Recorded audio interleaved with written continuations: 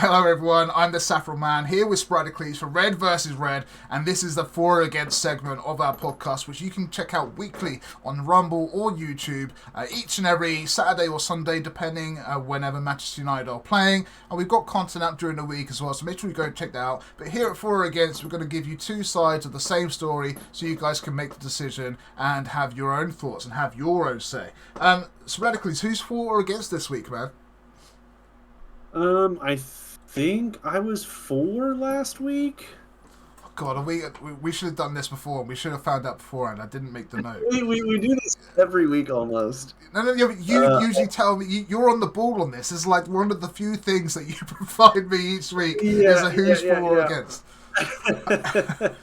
I'm gonna take the 4 on this week. Okay, awesome. So Sporadiclese is going to be 4. I'm going to be against. The first question I have set up for us this week is let me just grab it up. Where it is there? Boom. Mazraoui, buy of the season contender. Sporadiclese, go.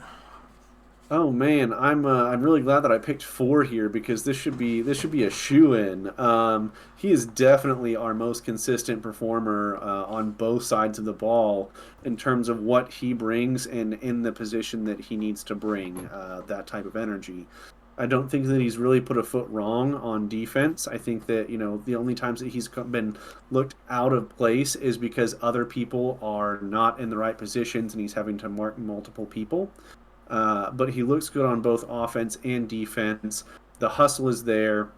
And you talk about the price tag to bring him in. I think he was the least expensive out of almost any transfer that we've had in the last 2-3 years.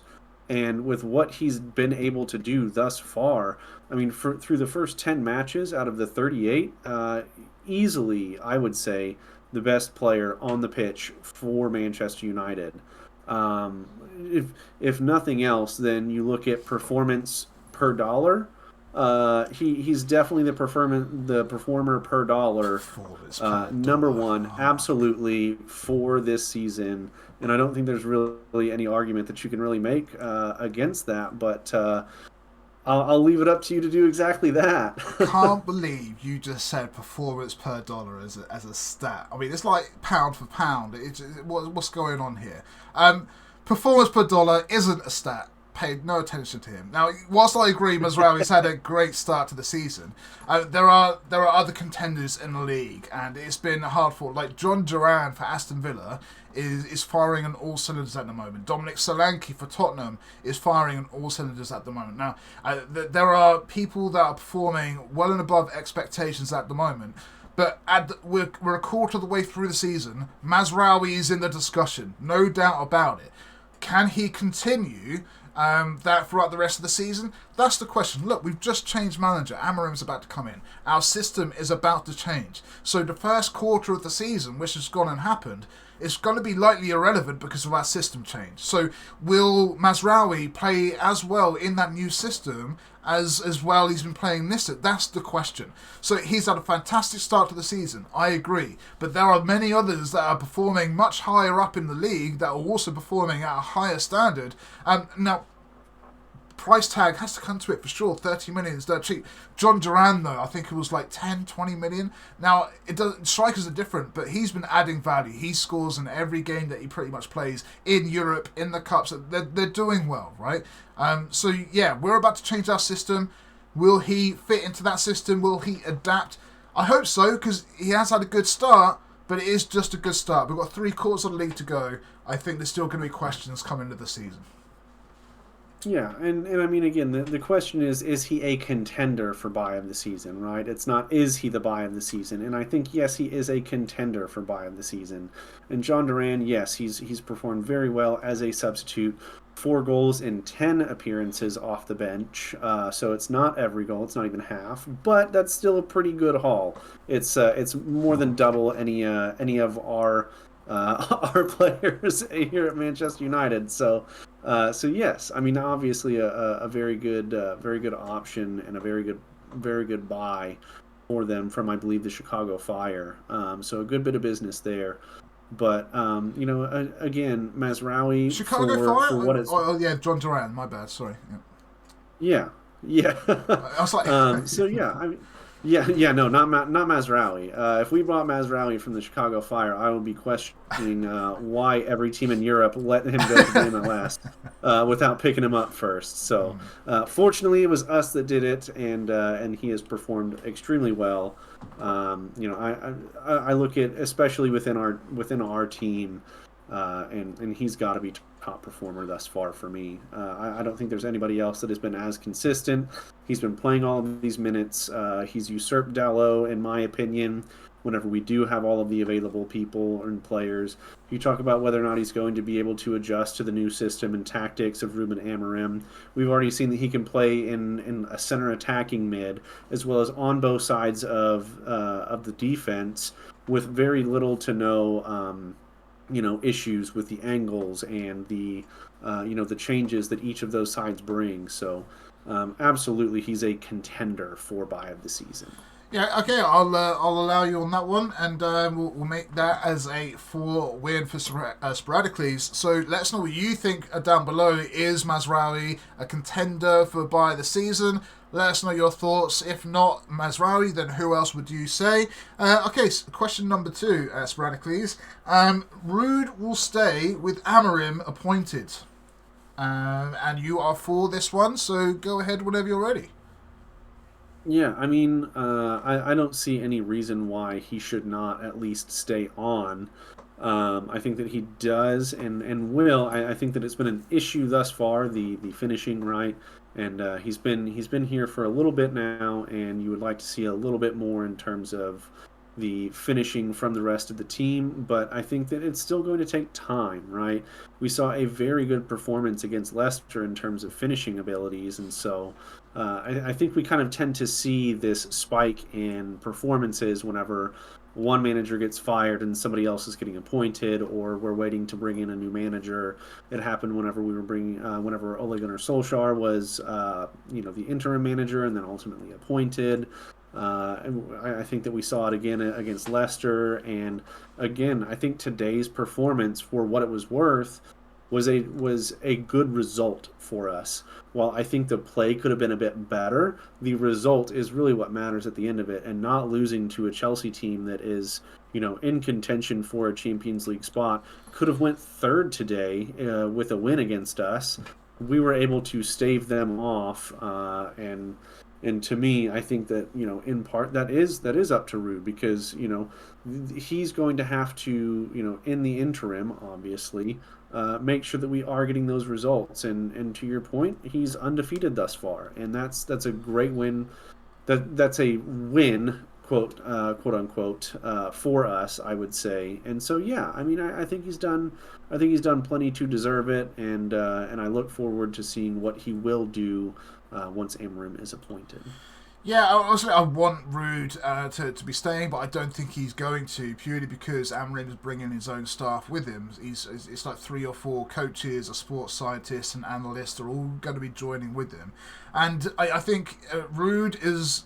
If he stayed a coach and he wasn't interim manager, I think he would have been fine. But the fact that he's come in as interim manager, I think the fact that he's got that respect from the fans, from the players and everything, I don't think Amorim is going to like that. He's a young coach. He's going to want to do things his own way. I think having someone with the stature of Rude could be helpful to everyone involved, except for Amorim. I think it could take, unless they bond well and they get along. But I think, if Amorim's coming into a club and he's bringing his staff with him, you would question every time Redvsred speaks, because he doesn't know the system that you're trying to implement. He doesn't know the tactics or the mentality you're trying to implement. So you're just going to be grinding against, unless Amorim is 100% crystal clear with Redvsred about what he wants from him and what he's trying to do. If there are clashes or disagreements within those discussions, I think that Rude's just going to say thanks but no thanks, and I think Amorim will say that more. I think Rude will stay no matter what. I just don't think Amorim will want him in the long term. I think he's going to want his team, his chance, and I think Rude might just be the thorn in that side. I don't know. I mean, Amorim is his own man. We'll see. But that's just... If Rude wasn't to stay, that would be the reason, in my opinion, that wouldn't happen. I mean, in my opinion, if you have a manager and an assistant manager, or coaching staff in general, and they're not butting heads, in my opinion, that there's something wrong there. You need to have those different sides of or those different approaches, because that brings something new. It tells you that you're bringing something that the other person doesn't have. And I think what Rude really does bring, more than anybody else that has been kind of associated with Manchester United in terms of coaching staff, aside from maybe Ole, obviously, is that he has experience at Manchester United. Having played for Manchester United, he knows what the standards are. He's the type of person that's going to be able to best convey the importance of a lot of the qualities that we have, and the standards. Like today, whenever Delit makes a back pass in the first 10 minutes, all the way back to the goalkeeper, after we've been sending the ball forward and having very good results from it, he's on the field and he's getting animated on the touchline and saying, "What are you doing? Move the ball forward. This is Manchester United, and this is what You we do." can't do that. And You can't. That's you. You just convinced me. He's not going to stay. Like you can't do that on the pitch. Like you can't undermine the manager publicly like that. You can have like disagree, but you can't be raising your voice and arguing on the touchline with the man in charge, the manager. So if Amorim's going to come in charge, and he's not going to want those conflicts or discuss, like he's going to want a crystal clear vision of what he and his team want. And if Ruud van Nistelrooy is not going to enjoy it, like who's gonna win? Like this is why he's going to leave. He's a legend of the club. Amorim will not want a legend of the club undermining him or questioning or anything like. He's going to want the power. He's going to want the position. Ruud van Nistelrooy is a thorn in that side. It's not going to work out for him. You literally just convinced me. Like he won't stand for stuff like that. It's he's going to. Again, none of us really know what Amorim is going to be like as a person. The fact that he's bringing in like 3 to 5 other people with him. Yes, we all kind of want Ruud to stay, but we've got a new manager now, and it's his team and it's his call, and he's not going to want someone with the stature of Ruud van Nistelrooy and the power of Ruud van Nistelrooy as a legend to be making any kind of decisions or having any conflicts. It's going to be Amorim all the way. That's just. it's not. I mean, I don't think that it's entirely up to Amorim either. I mean, we have a new upper management, right? They were also part of bringing in Rude into the coaching staff. So, I mean, yes, other coaches are going to want to bring in some of their coaches that they have on their staff with them. But again, like ultimately, that's going to come down to our director of football, and it's not going to be something that we're not giving unilateral power to our head coaches anymore to do everything that they want within the team at this point. So there are going to be confines that he does have to work in, and so all of that considered, I think that Ruud is going to stay. Look, mark my words. On the 12th of November, Ruud van Nistelrooy is going to be announced that he's going to be leaving Manchester United, and if not the 12th, then probably by January when everything's sorted out. We'll see. But I'm fully and wholly convinced that Amorim is going to want to bring in his own. We know he's going to bring in his own team. And if he didn't have that control, like you mentioned, he would never have had the ability to bring his own team in with him in the first place. We've literally just paid an extra 1 to 2 million on top of the fee to get Amorim to bring in his staff with him as well at the same time. I just don't see a space for Ruud under Amorim, but we will see. I'll leave that white for there. I don't want to, but mark my words. I think Ruud's going to be gone before Christmas. The next one we'll have for you, Sporadiclese, that you're for is Quiet January or start of a revolution. Obviously, our finances are known to be quite low, even though we spent quite a lot. We don't usually spend a lot in January, but with a new manager coming in, with a new system coming in, do you think we're going to make some sales in January, or do you think it's just going to be try and hold off until the end of the season? How do you see January coming? I mean, this is probably the most difficult one to say, because I think that there's been any number of times that we as a fan base have heard, oh well, there's no money for this, there's no money for that, and then we go out and we drop 80 million on the next best thing, like bringing Paul Pogba back or something silly. So I would like, personally, to see a quiet January because we do have all of these youngsters that should be coming up through the youth ranks into the first team and starting to get those minutes. We have one of the most dominant academies in the UK, right? And so it doesn't make sense that we go out and we spend another 100 million in January. That's not really the time that you want to go in and make wholesale changes to your team. I mean, yes, obviously, I think that there will be some desire from Amarim to bring players in that are going to suit his style a little bit better, because I think we are going to have a lot of situations where we have square pegs going into round holes, but that's not something that you address full sail in January. So I would expect a signing, maybe two.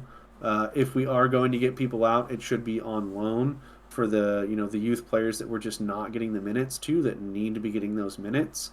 But we also have to be cognizant of the depth of the squad.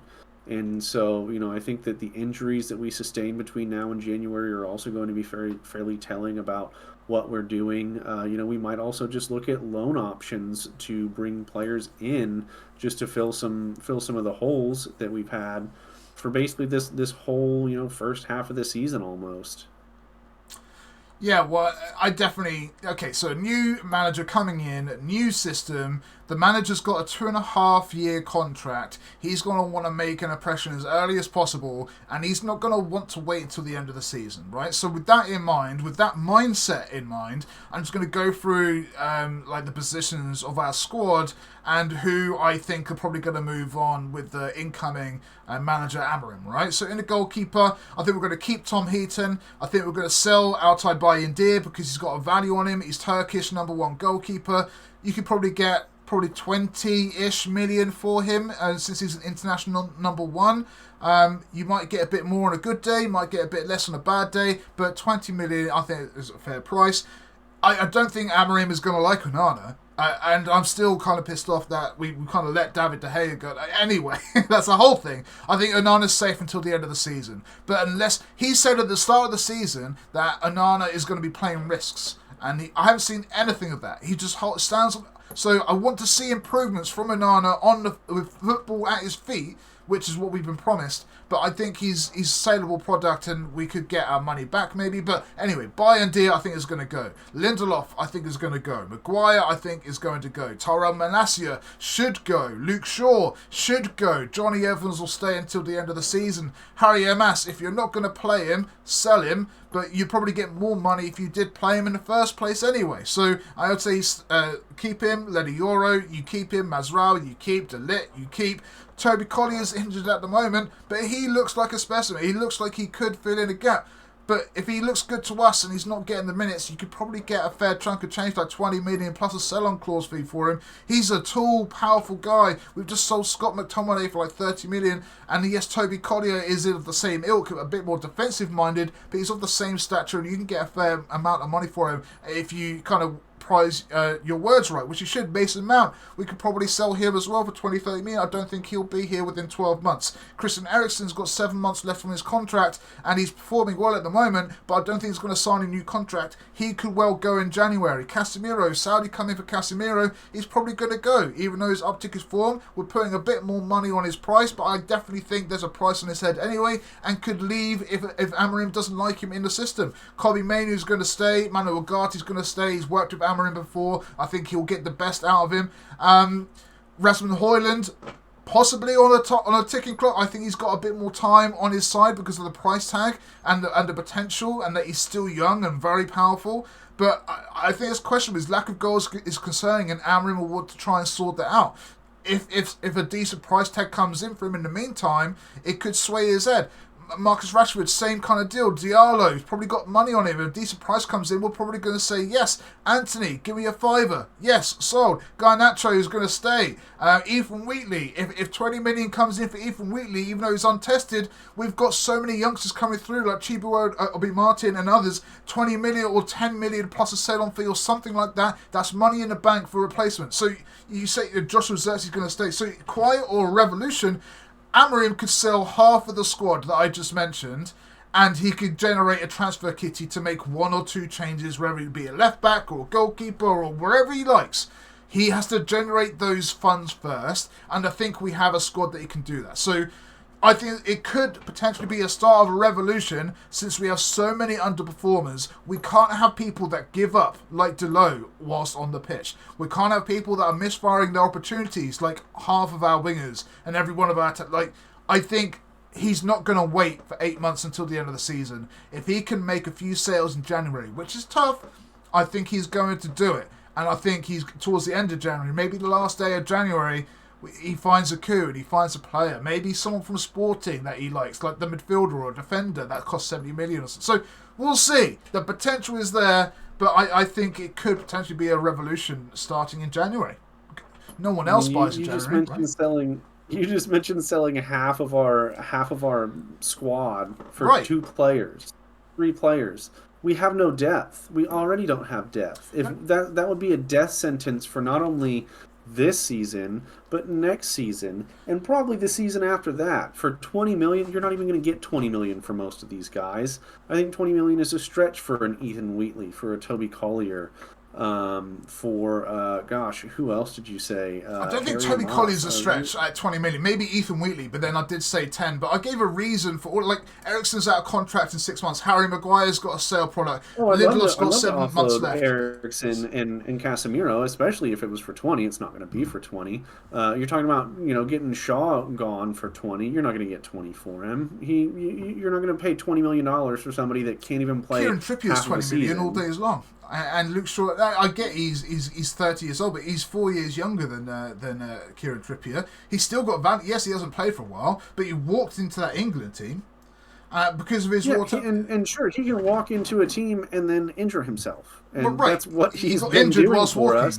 But his ability is such a high level. Exactly. And Terrell Malacia, we're not going to get 20 for him. We didn't even pay 20 for him, and he's not even showed up for us. Terrell Malacia you probably give away for 5 to 10. But my point is, half of the squad has some kind of price available to them and can be sold if needed. And yeah, they'll need to be replaced. But all of the players that I mentioned, by the way, none of them are sticking around with performances saying, "Oh, I'm worth keeping, boss." Do you know? Which is the point. And Amrim's looking at all this toxicity that's happened, and people literally are giving up mentality, and he needs to look to change that. So all of those players that I mentioned could be replaced, whether or not in the next 6 months or the next 12 months, but I don't think they're going to be here for long.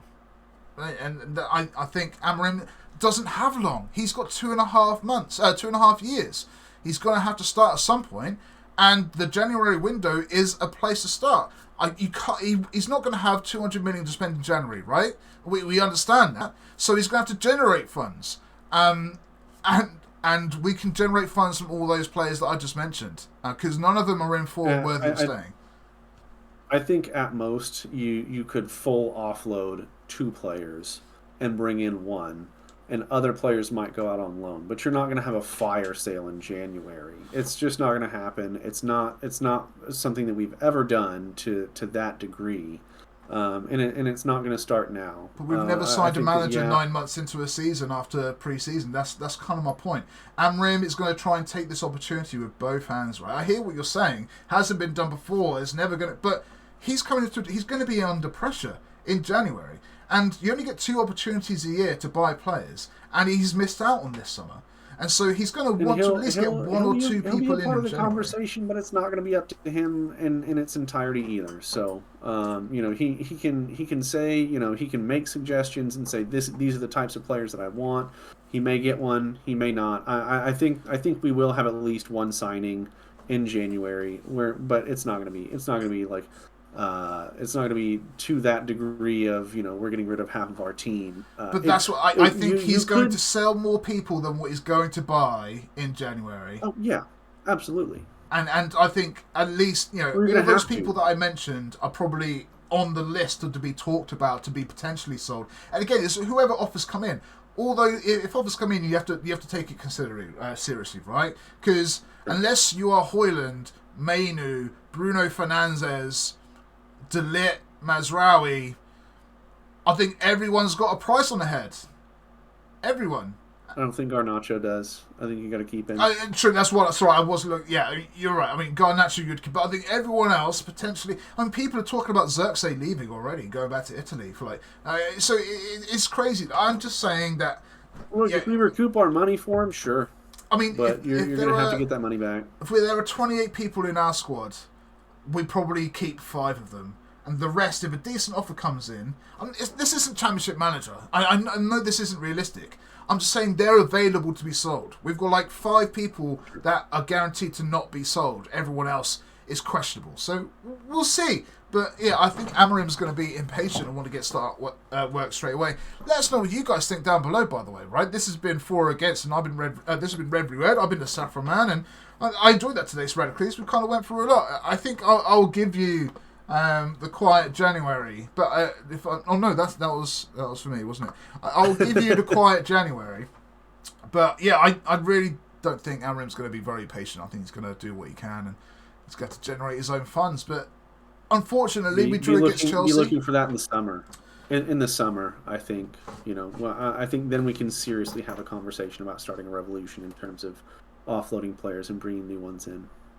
It makes sense, but I don't think he's that patient. We'll see.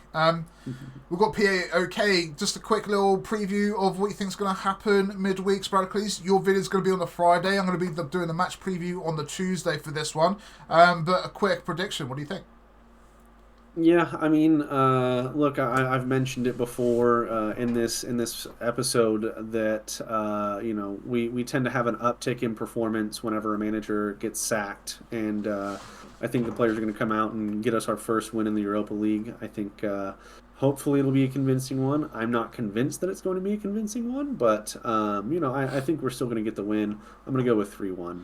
Yeah, I don't really care of the result. I just want to see some youngsters play. It's PAOK at home. We haven't won in Europe in over a year. We're lacking goals. We're lacking mentality. Let's give some of these youngsters some hope. Let's get them some minutes that they deserve. Let's play Harry Amass. Let's play Fitzgerald. Collier's injured. It's fine. Give Wheatley a start. Like let's give Højlund a break. I mean, surely we got a left. Give our first team a rest. Absolutely. Just make it happen. It doesn't like Ruud has got a couple of games left. To leave a mark. Let him be known to be the manager that gave such and such an opportunity or such and such a start. Like, it just... Yeah, it's frustrating me that we've got the best youth academy probably on the planet, if not close to it, and we're giving none of these guys opportunities, none of them a chance to be squad players or fringe players or anything like that. The bench isn't good enough. Let's give POK a showing at home with some of our young generation in amongst some of our elite players. Like, that's the experience of the Cup. So if it was Champions League, I get it. Maybe you'd think about it twice, but come on. This is Europa League. Let's make it happen. I've had fun this week's Sporadiclese. We'll catch you on Friday. You'll catch me on Tuesday. Make sure you hit all the subs and the follows and hit the notification bells. When we post a video, you'll get notified straight away. And yeah, thanks for your support, and we'll see you guys next time. We've been Redvsred. Till then, peace.